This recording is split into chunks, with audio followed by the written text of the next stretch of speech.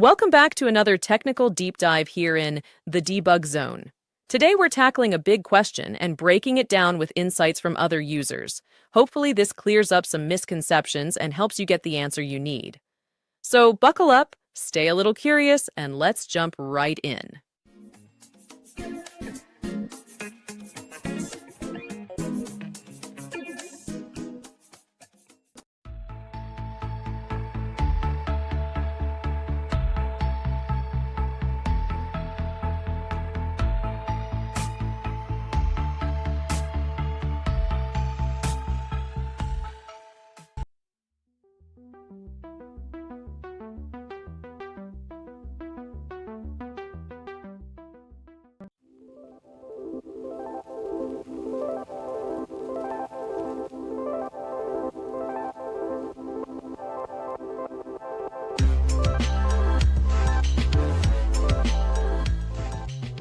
And that's a wrap.